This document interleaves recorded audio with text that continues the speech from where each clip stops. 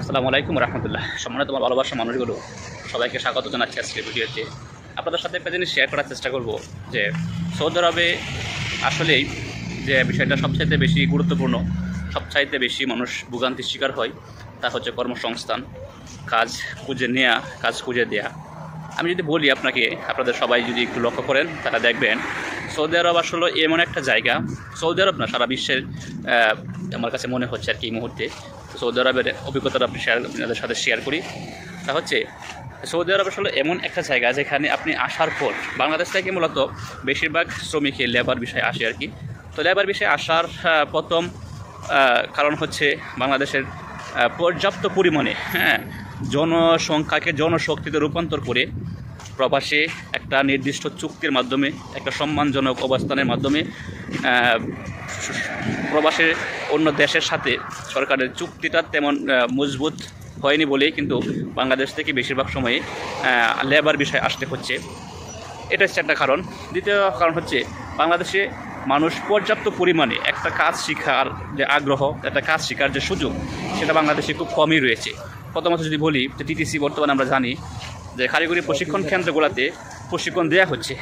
আমি জানি যে প্রশিক্ষণ দেওয়া হচ্ছে, সরকারের জনবল রয়েছে, সরকারের পরিকল্পনা রয়েছে, কিন্তু আপনি ভিতরে ঢুকার পর দেখতে পাবেন যে বিদেশে কাজ করার জন্য যতটুকু শিক্ষার দরকার, যতটুকু শিক্ষার প্রয়োজন, ততটুকুর মধ্যে 20% কিন্তু টিটিসিগুলো পূরণ করতেছে না। টিটিসিগুলো এই দেশের মানুষদেরকে প্রশিক্ষিত করতে সক্ষম হচ্ছে না।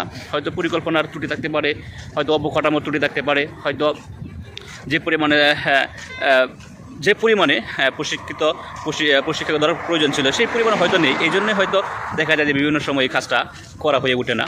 তো টিটিসির দোষ নাই, কারিগরি প্রশিক্ষণ কেন্দ্রের দোষ নাই, সেটা আমাদের দেশেরই হয়তো একটা পরিকল্পনার জন্যই হয়। দ্বিতীয়ত হচ্ছে যে প্রবাসে আসার পর দেখবেন বেশিরভাগ সময় মানুষ একটা নির্দিষ্ট কাজ যদি জানে, আমি যদি ফ্রি বিষয়ের কথা বলি, নির্দিষ্ট কাজ জানা একটা আপনার বাড়িতে যদি কেউ কাজ ভালো জানে তার মূল্যায়ন, আর যে কাজ জানে না তার মূল্যায়ন অবশ্যই এক নয়। দ্বিতীয়ত হচ্ছে আপনাকে কাজ করতে হলে ভাষাটা বুঝতে হবে।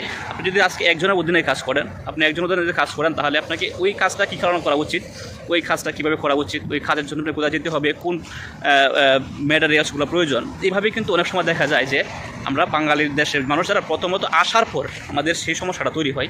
এই জন্য বেশিরভাগ সময় দেখা যায় যে ভালো কিছু করতে পারে না। তবে আশার বাণী হচ্ছে বাংলাদেশের মানুষ কঠোর পরিশ্রমী, বাংলাদেশের মানুষ অনেক মেধাবী।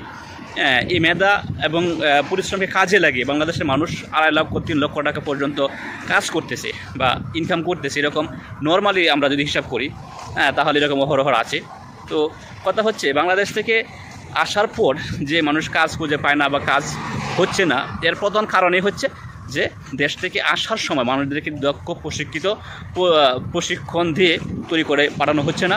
এরপরে সরকারের সাথে প্রবাসীদের তেমন ভালো চুক্তি হচ্ছে না, যেগুলোর কারণে সমস্যা হয়। আর ভাষার সমস্যাটা রয়েছে, ভাষা সমস্যা থাকার কারণে মূলত বেশিরভাগ সময় দেখা যায় যে এই ডেভেলপ করার ক্ষেত্রে, তার কেরিয়ারকে ভালো করার ক্ষেত্রে সে একটা প্রথম বাধার সম্মুখীন হচ্ছে। অনেকে কাজ জানার পরে ভালো কিছু করতে পারতেছে না তার ভাষা দক্ষতা না থাকার কারণে। তো কথা হচ্ছে যেসব ভাই বা বন্ধুগণ প্রবাসে আসতে চান তাদের উদ্দেশ্যে কথা হচ্ছে আপনারা যে কোনো একটা কাজ শেখার পর, যে কোনো একটা কাজ শিখেন, যে ভাষাটা যদি একটা ভাষা শিখেন, তাহলে প্রবাসে আসেন, অনেক ভালো কিছু করার সুযোগ রয়েছে। হয়তো আপনাকে প্রথমত কষ্ট করতে হবে, 6 মাস, 1 বছর, 2 মাস, 4 বছর কষ্ট করতে হবে, কিন্তু কষ্ট করার পর আপনাকে ভালো একটা অবস্থান তৈরি করতে পারবেন যদি আপনি মেধাবী হন, পরিকল্পনা আপনার ভালো থাকে এবং সৎ এবং বুদ্ধিমান হন, তাহলে ভালো কিছু করতে পারবেন, এটা নিশ্চিত। যদি আল্লাহ পাক রিজিকে রাখে 2 মাস, 3 মাস, 6 মাস, 1 বছর পরিশ্রম করতে হবে। পরিশ্রম করার পরে আপনি ভালো কিছু করতে পারবেন। সবার জন্য শুভকামনা। আমার ভিডিওগুলো দেখবেন, শেয়ার করবেন, যাতে আমার যে উদ্দেশ্য কাজে লাগে। ধন্যবাদ সবাইকে। আসসালামু আলাইকুম রহমতুল্লাহ।